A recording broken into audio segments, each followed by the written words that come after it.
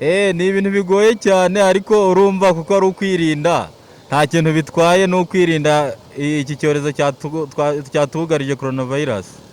Kugira ngo ndinde umwuka mpumeka ntaza kuba nahura n'umuntu tukavugana yirwaye nkaba nahumeka umwuka kubera ubutwaye abantu mwamwegeranye nk'umuntu w'umumotari nta ntera nini birimo kuba wahumeka umwuka wiwe. Niyo mpamvu ugomba kwambara agapfukamunwa kugira ngo ubasha kugira ngo uhumeke umwuka mwiza, niba yifite ayigumane ku giti cyiwe ariko wowe itakugezeho.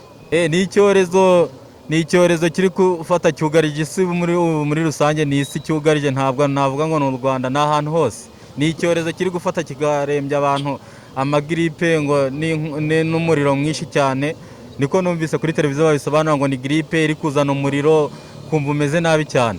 Ntabwo biragera ku rwego rwo hejuru nk'abamotari ariko nabo bariho baragenda babyitabira batugura, ariko bari kwirinda kabisa, baragenda batugura udupfukamunwa. Kuvuga ngo indwara coronavirus ukuntu yandura iyo umuntu umusuhuje ugakozaho umubiri ikiganza warangiza ugakora ku mazuru, ishobora kuba yahita kwandura ku mazuru, ku munwa uhita wandura.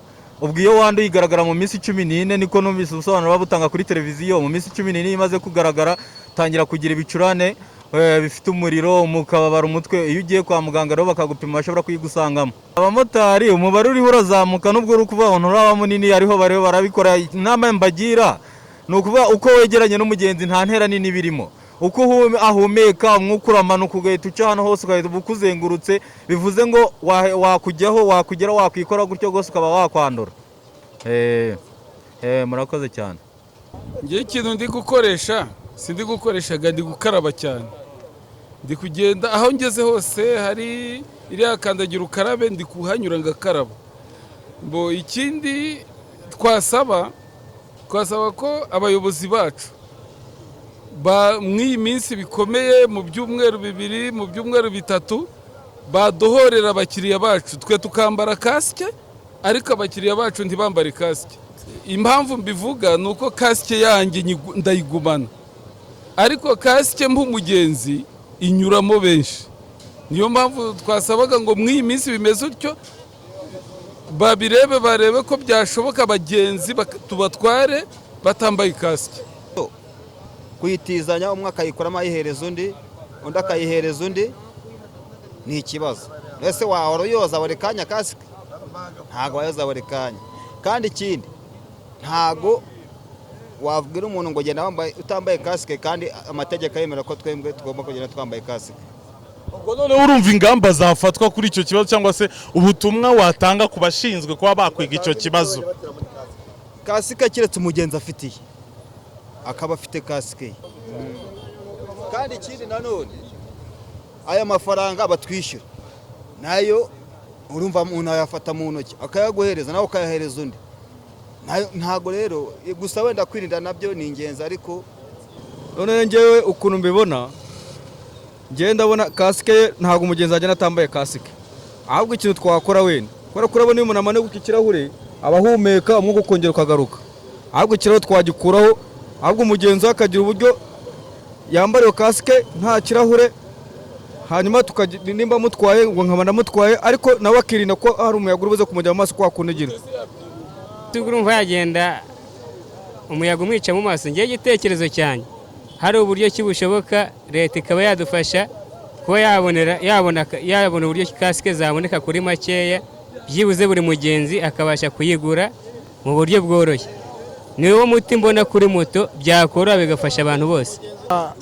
Bagira bakagura kasike, buri muntu wese akafite kasike, kuko n'ubundi niba yikuyemo akayihereza undi yayikozeho, n'ubundi igihe yayikozeho n'ubundi ashobora kwanduza wa mugenzi wundi ugiye kuyambara. Hanyuma kuri uyu mwanzuro tubonye wo gukuraho ikirahure kuri kasike, urabona waba ari umwanzuro wanogera abakiriya?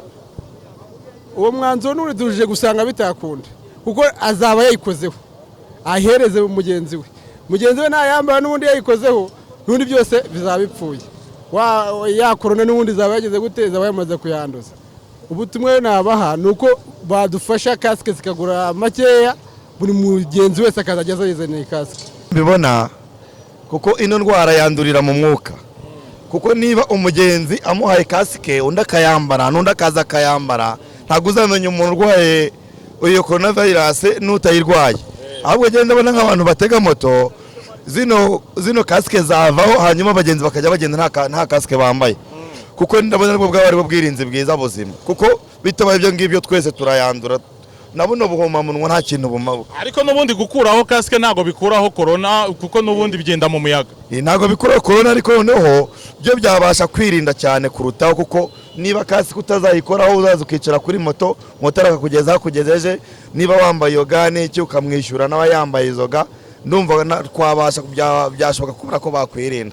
Ariko kasike n'undi akambara kasike n'undi akayambara, rwose yafata benshi cyane muri kasike.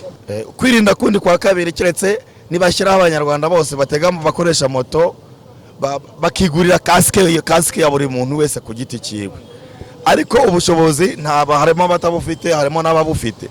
Ariko abatabufite bajya bagenda nta kasike bambaye. Niko mbyumva.